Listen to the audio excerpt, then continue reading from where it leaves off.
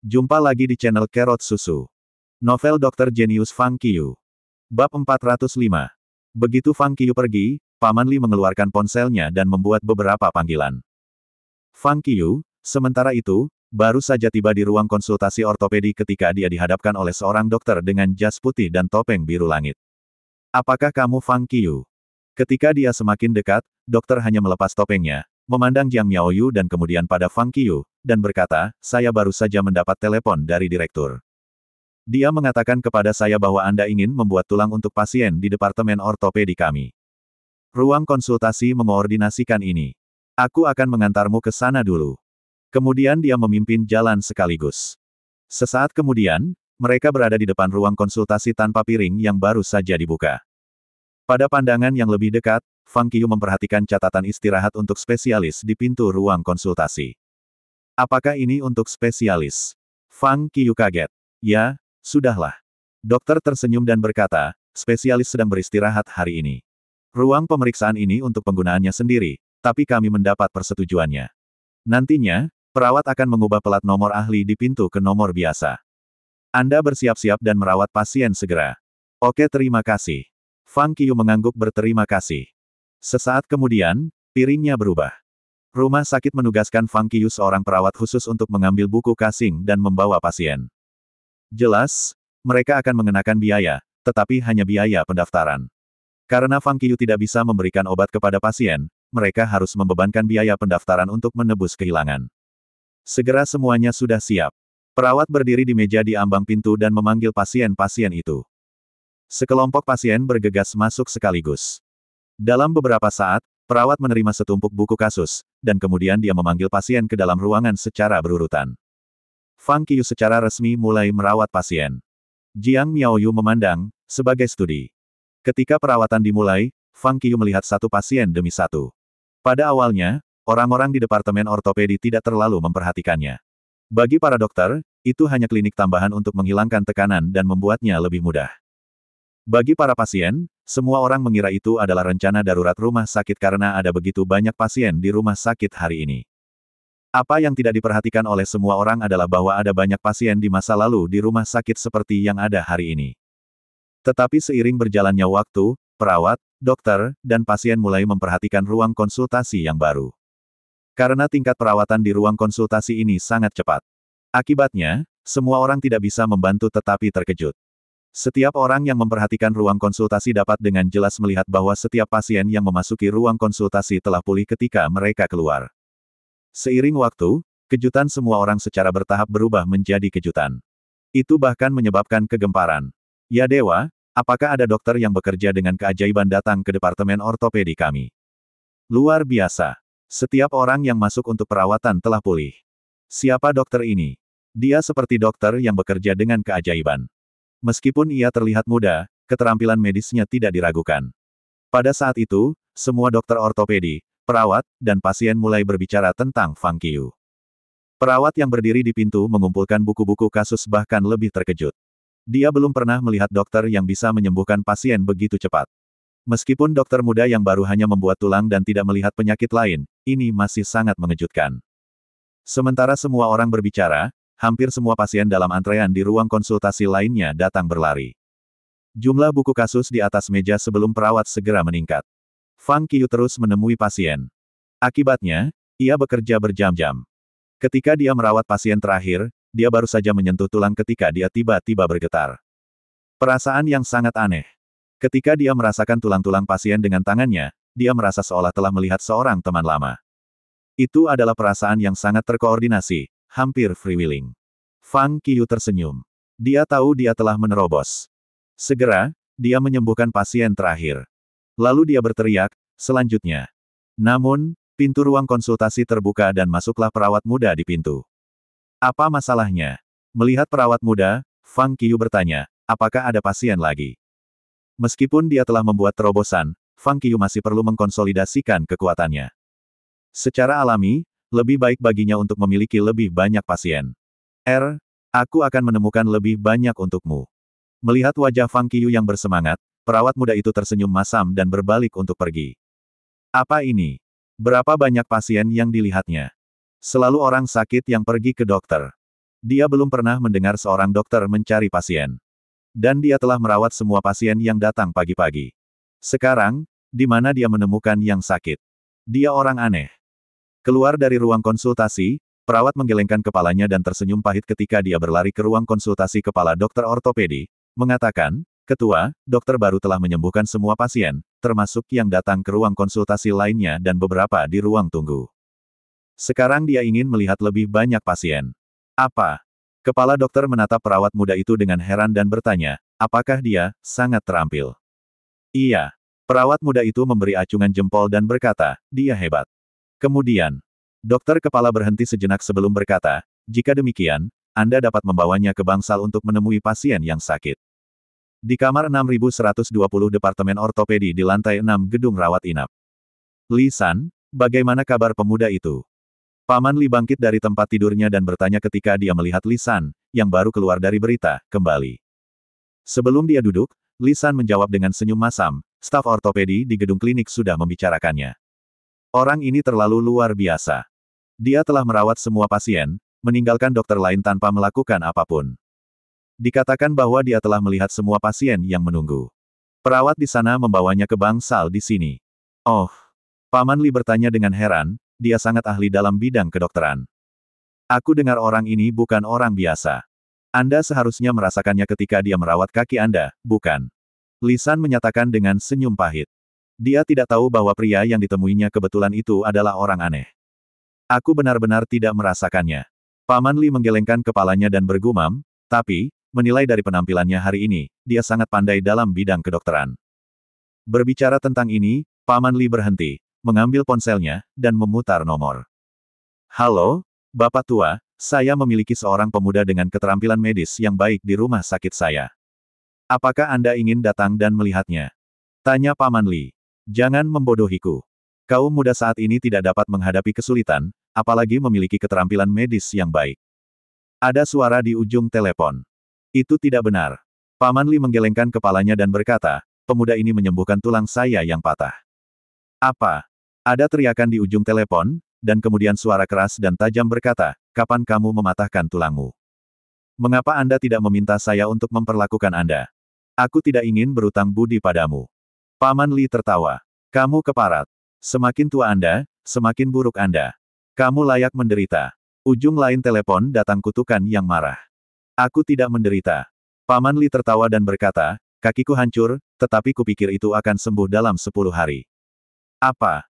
Suara di ujung telepon terdengar kaget dan bertanya, bisakah patah tulang sembuh dalam 10 hari? Begitu cepat. Iya. Paman Li mengangguk dan menjawab, ini semua pekerjaan anak muda itu. Datang dan lihatlah. Dia sekarang berada di Departemen Ortopedi Rumah Sakit Kota. Saya mendengar dia telah mengejutkan Departemen Ortopedi karena dia telah melihat semua pasien dan sekarang pergi ke Departemen Rawat Inap untuk terus merawat pasien. Oh, dia hebat sekali. Sebuah suara terkejut di ujung telepon berkata, saya akan ada di sana. Di ruang konsultasi Departemen Ortopedi. Dokter. Mendorong pintu terbuka, perawat muda memandang Fang Qiyu, yang sedang menunggu pasien, dan berkata, sekarang Anda sudah selesai dengan pasien yang telah mendaftar. Tidak ada pasien lain di sini. Jika Anda masih bersikeras merawat yang sakit, saya akan membawa Anda ke bangsal rumah sakit dan merawat yang sakit. Ya, pergi saja ke sana, jawab Fang Qiyu, bangkit, dan berjalan keluar. Perawat muda itu tersenyum masam dan segera membawa Fang Qiyu ke Departemen Rawat Inap. Fang Qiyu tahu bangunan ini karena dia pernah ke sini sebelumnya. Segera dia tiba, dan kemudian dia mulai melihat pasien dari bangsal pertama. Kecepatannya luar biasa. Setelah melihat seorang pasien di satu bangsal, ia langsung pergi ke yang berikutnya. Tetapi ketika datang ke kamar 6115, Fang Qiyu tidak masuk tetapi melewatinya. Karena di lingkungan ini hidup wanita yang kurang ajar dan tidak masuk akal itu. Akibatnya, karena keterampilan dan kecepatan medis Fang Qiyu yang baik, suami wanita dan adik laki-laki mendapatkan berita dengan sangat cepat. Kakak, ipar. Adik perempuan itu kembali dari kamar mandi dan segera berseru dengan terkejut, ada harapan untukmu. Ada harapan untukmu. Apa yang sedang terjadi? Tanya pria paruh baya itu. Ketika saya pergi ke kamar mandi, saya mendengar banyak orang mengatakan ada dokter yang sangat baik di rumah sakit yang tidak membebani pasien. Dokter telah melihat semua pasien ortopedi dan sekarang merawat pasien rawat inap, kata pemuda itu. Dokter yang luar biasa. Pria parubaya itu berseru. Mengapa dokter gratis tidak datang ke bangsaku? Di tempat tidur, wanita itu mendengus dan memerintahkan, pergi dan cari dokter ini. Saya ingin melihat siapa yang memberinya keberanian untuk tidak datang ke sini dan melihat saya. Mendengar ini, pria parubaya dan pria muda itu bergegas keluar. Sementara itu, Fang Qiyu merawat seorang pasien di kamar 6019. Keduanya berlari ke pintu kamar 6019 dan melihat ke dalam, tetapi mereka segera tercengang. Itu dia. Mereka saling menatap. Saat itu seorang perawat muda datang ke ruangan dengan plester, kapas, dan barang-barang lainnya. Rindu. Pria muda itu meraih lengan perawat, lalu menunjuk ke Fang Qiyu di bangsal dan bertanya, apakah ini dokter yang sangat terampil sehingga dia telah menyembuhkan semua pasien dengan konsultasi gratis? Iya. Perawat melirik mereka berdua, memberikan jawaban enggan, lalu menarik lengannya menjauh dari pria muda itu dan berjalan ke bangsal tanpa melihat ke belakang. Pada titik ini, keduanya bingung. Perasaan sunyi yang tak terlukiskan mengalir melalui mereka semua pada saat yang sama. Mereka saling memandang dengan senyum masam dan kembali ke bangsal. Di mana dokternya? Tanya wanita di ranjang ketika mereka kembali ke bangsal. Ketika dia melihat bahwa tidak ada seorang pun di belakang mereka, dia mengutuk, kalian berdua adalah sampah. Anda tidak bisa menangani hal kecil seperti itu. Apakah Anda masih harus mengandalkan saya ketika kaki saya patah? Kenapa kamu tidak mati? Ini dia, kakak, kata pria muda itu, mengerutkan kening. Wei Hao. Siapa dia? Teriak wanita itu. Dokter yang datang untuk mengambil uang pagi ini tetapi ditolak olehmu. Dia hampir menyembuhkan orang di bangsal lain sekarang, tapi dia tidak akan datang ke sini. Pria parubaya itu menjelaskan dengan bingung. Mendengar ini, wanita di ranjang sakit tiba-tiba tercengang. Terima kasih masih bersama channel Carrot Susu. Bab 406. Bab 406 sertifikasi dokter yang sangat terampil. Bagaimana mungkin dia? Wanita yang berbaring di tempat tidur di bangsal itu tampak kusam.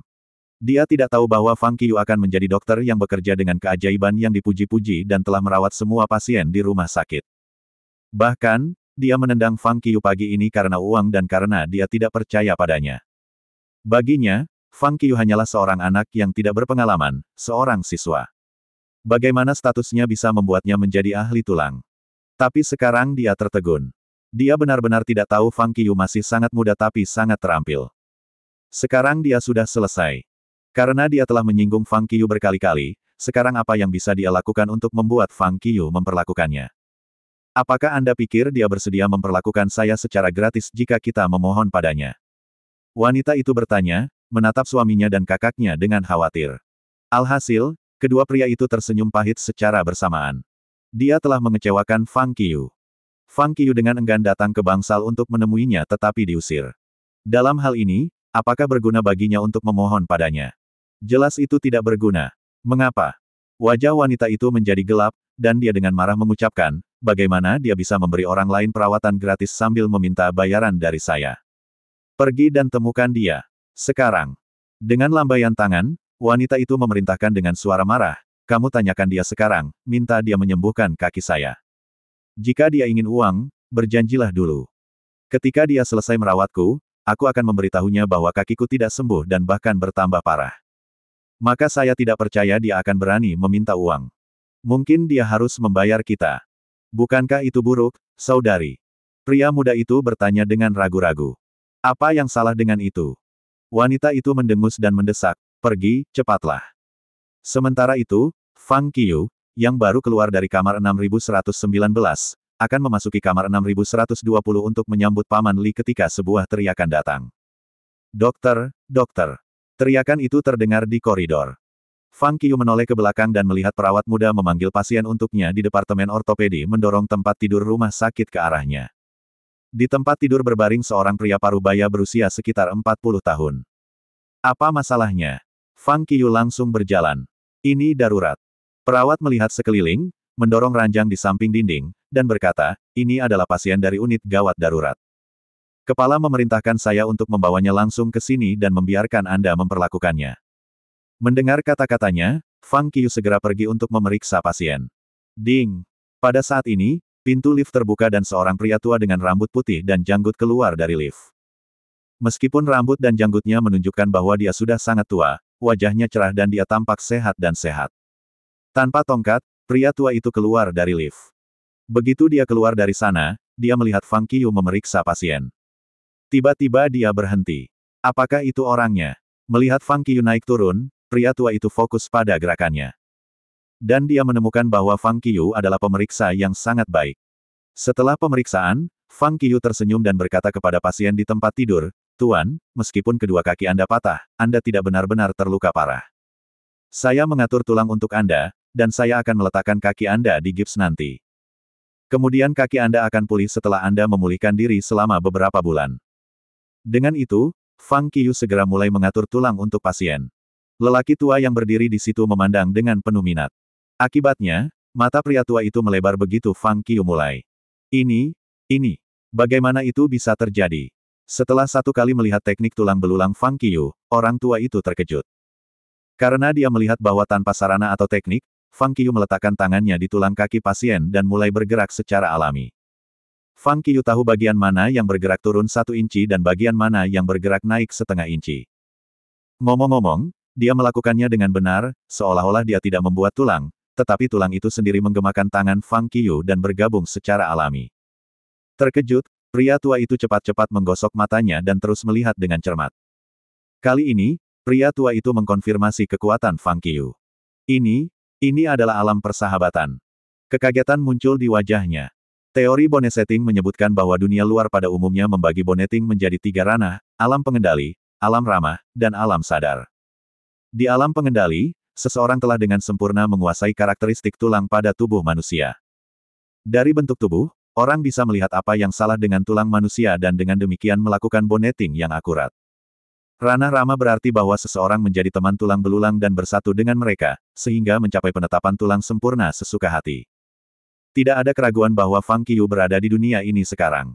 Alam ramah, berteman dengan tulang, berapa umurnya? Terkejut, pria tua itu diam-diam menarik nafas, mendesah, semudah dia telah mencapai alam ramah. Itu terlalu cepat. Ketika saya berusia 50 tahun, saya mencapai bidang ini dan sebelum itu, saya telah menetapkan tulang untuk puluhan ribu kasus. Apakah pria berusia 17 atau 18 tahun ini mencapai ranah ini? Pada titik ini, Fang Qiyu telah selesai mengatur tulang pasien. Kemudian dia meminta perawat untuk mendorong pasien agar kakinya diplester dan menerima transfusi. Fang Qiyu pergi ke bangsal lain untuk merawat pasien. Orang tua itu terus berdiri di dekatnya dan menonton Fang Qiyu. Setiap kali Fang Qiyu melihat seorang pasien, pria tua itu menghela nafas pada dirinya sendiri. Pada akhir hari, Fang Qiyu melihat semua pasien di bangsal tetapi masih menginginkan lebih. Pemuda. Orang tua itu tiba-tiba datang dan memanggil Fang Qiyu. Fang Qiyu berbalik dan melihat pria tua itu, sedikit terkejut. Sebelum dia bisa berbicara, pria tua itu mengeluarkan kartu giok putih dari sakunya, menyerahkannya kepada Fang Qiyu. Tanpa mengatakan apa-apa, dia hanya menepuk pundak Fang Qiyu dan berbalik. Apa ini? Bingung, Fang Qiyu mengambil kartu giok dan melihatnya. Dia melihat karakter menggembung, tulang, diukir pada kartu giok. Fontnya bulat dan terasa sangat enak. Tulang. Bingung, Fang Qiyu membalik kartu giok dan segera melihat beberapa kata tertulis di belakang, sertifikasi dokter yang sangat terampil. Dokter yang sangat terampil. Fang Qiyu terkejut. Apakah pria tua itu dokter yang sangat ahli? Lalu apa yang diwakili kartu giok ini? Mengapa dia memberikannya kepada saya? Terinspirasi, Fang Qiyu segera mengeluarkan ponselnya dan memanggil Su Miaolin. Apa masalahnya? Telepon masuk dan suara Su Miaolin terdengar. Seorang lelaki tua memberiku kartu giok. Fang Qiyu berkata, ada tulang di bagian depan kartu giok dan sertifikasi dokter yang sangat terampil terukir di bagian belakang. Apa? Su Miaolin mulai dan bertanya, bagaimana kamu mendapatkannya? Orang tua itu memberikannya kepadaku. Fang Qiyu mengerutkan kening dan menceritakan kisah memberikan perawatan medis gratis di Departemen Ortopedi rumah sakit hari ini. Akhirnya dia berkata bahwa dia tidak tahu mengapa lelaki tua itu tiba-tiba muncul dan memberinya kartu giok. Haha. Setelah mendengarkan ini, Su Miaolin tersenyum dan berkata, kartu giok ini adalah pengakuan atas kekuatanmu. Anda harus disertifikasi oleh dokter yang sangat terampil untuk menjadi dokter yang sangat terampil. Itu berarti Anda harus mendapatkan kartu giok yang cukup untuk menjadi dokter yang sangat terampil. Oh, Fang Qiyu terkejut. Kamu benar-benar hebat. Jadi, segera Anda punya kartu giok. Su Miaolin menyeringai dan bertanya, seperti apa orang yang memberi Anda kartu giok itu? Ini orang tua dengan rambut putih dan janggut putih, jawab Fang Qiu. Tentu saja. Su Miaolin tertawa dan berkata, seperti yang saya kira. Kartu giok ini benar-benar diberikan oleh Yi Bengxian. Yi Bengxian. Fang Qiu berhenti. Iya.